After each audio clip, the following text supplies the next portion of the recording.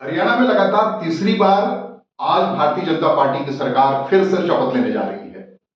मुख्यमंत्री नायाब सिंह सैनी दूसरी बार मुख्यमंत्री की कुर्सी पर बैठने जा रहे हैं।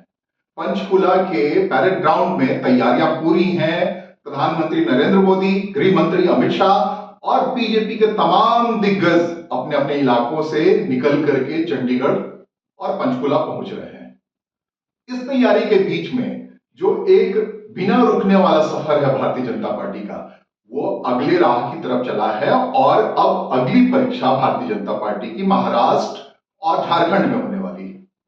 जहां तक झारखंड का सवाल है, 81 सदस्यीय विधानसभा में बीते 24 सालों से भारतीय जनता पार्टी को अपने दम पर सरकार बनाने की ताकत नहीं मिल पाई है। और इस बार जिस ढंग से पेशबंदी है, वहां अलग अलग खेमों में इंडी गठबंधन के वोटों को बांटने की तैयारी है और भारतीय जनता पार्टी ने जिस ढंग से अपने रीच को पूरी ताकत लगा के बढ़ाने की कोशिश की है, तो लगता है पासा पलटने वाला है। और पासा इसलिए भी पलटने वाला है क्योंकि जो हेमंत बिश्व शर्मा है, असम के मुख्यमंत्री हैं, उनको फुल फ्लेज्ड झारखंड में झोंका गया। फिर दोबारा जो पूर्व मुख्यमंत्री हैं मध्य प्रदेश के शिवराज सिंह, केंद्रीय मंत्री बनने के बाद उनको वहां उतार दिया गया। उस मैदान में, झारखंड के मैदान में मुख्यमंत्री के तौर पर उसके प्रथम मुख्यमंत्री बाबूलाल मरांडी वहां के प्रदेश अध्यक्ष हैं। तो कई मुख्यमंत्रियों के हाथ में इस बार वहां का चुनाव की कमान है और कोशिश है कि किसी भी तरीके से वहां भारतीय जनता पार्टी कंफर्ट स्थिति में आ जाए। ठीक वैसी कंफर्ट जैसे कंफर्ट इस बार हरियाणा में आ गई है। हरियाणा में भी बड़ी मुश्किल से पिछले 2 बार से भारतीय जनता पार्टी को किसी न किसी बैसाखी के सहारे सरकार बनाना पड़ा था। पिछली बार तो हद ही हो गई थी कि दुष्यंत चौटाला को उप मुख्यमंत्री बनाना पड़ा था। ठीक वैसी ही घटना हुई थी झारखंड में भी, जब झारखंड मुक्ति मोर्चा से समझौता करके इसी हेमंत सोरेन जो अभी वहां के मुख्यमंत्री हैं, उनको उप मुख्यमंत्री बना करके भारतीय जनता पार्टी को वहां सरकार बनानी पड़ी थी। और जो काम दुष्यंत चौटाला नहीं कर पाया, वो काम हेमंत सोरेन कर गए थे। अपने जो पुश्तैनी पृष्ठभूमि है उसके सहारे उन्होंने भारतीय जनता पार्टी को बिल्कुल हाशिए पर फेंक दिया और खुद मुख्यमंत्री अपनी पार्टी और तमाम गठबंधनों से लेकर बन गए। तो ये दाव क्या झारखंड में पलटने वाला है, ये देखना महत्वपूर्ण होगा।